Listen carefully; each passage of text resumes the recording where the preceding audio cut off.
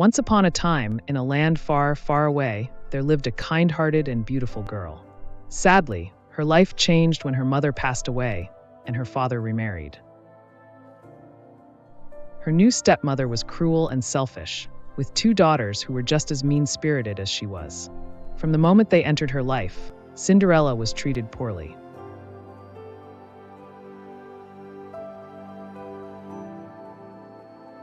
"You're not allowed to sit with us at the table," they scorned.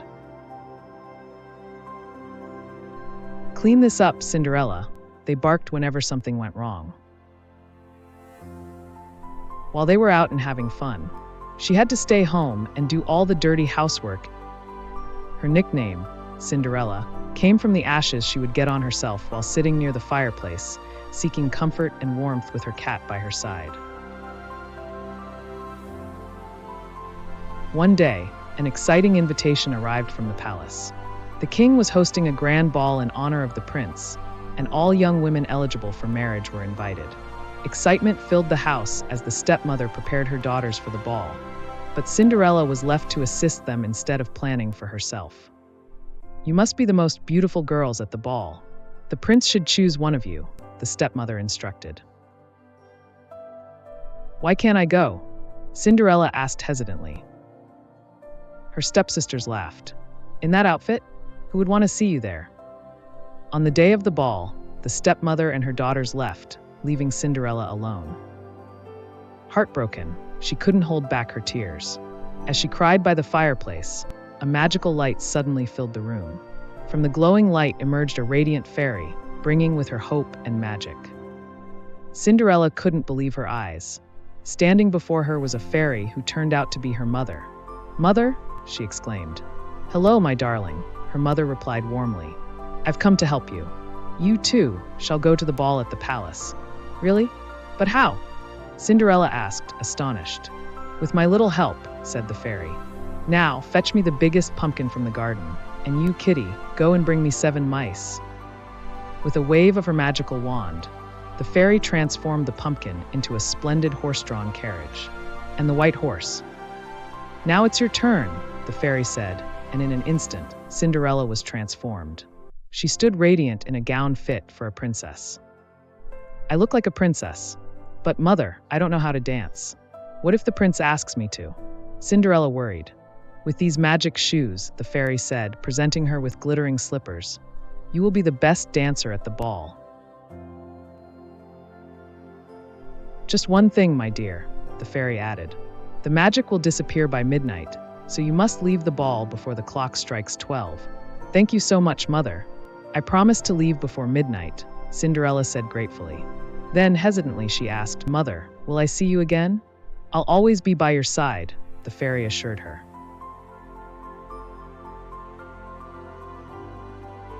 When Cinderella entered the palace, her elegance and beauty captured everyone's attention. Even her stepsisters couldn't recognize her.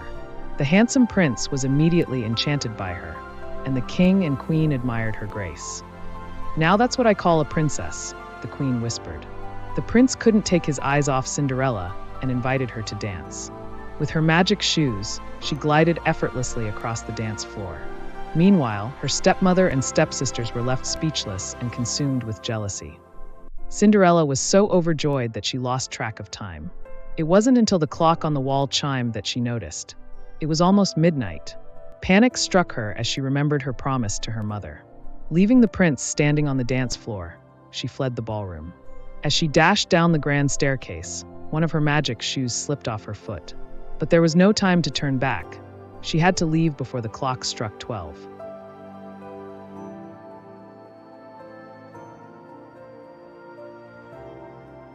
The prince ran after Cinderella, but all he found was a single shoe lying on the stairs.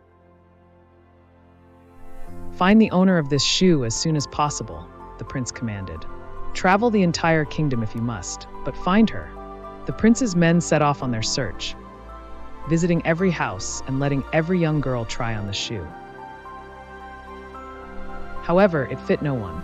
Finally, they arrived at Cinderella's house. Both stepsisters eagerly tried on the shoe. "Just push a little harder, it'll fit," one insisted.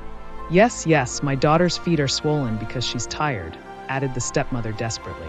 But no matter how hard they tried, the shoe wouldn't fit either of them. Then the prince's men said, "Our captain saw another girl inside this house. Where is she?" Cinderella was called. And as soon as she slipped her foot into the shoe, it fit perfectly. The men knew immediately, she was the one.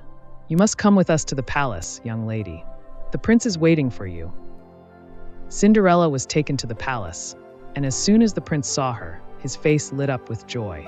He immediately knelt before her and said, "Will you marry me, my princess?" "Yes, with all my heart," Cinderella replied, smiling with happiness. The two were married in a grand ceremony, and they lived happily ever after. But one question lingered in Cinderella's mind. How did my shoe keep its magic? A familiar voice gently replied, "My daughter, I am always by your side." She realized her mother's love had been her greatest magic all along.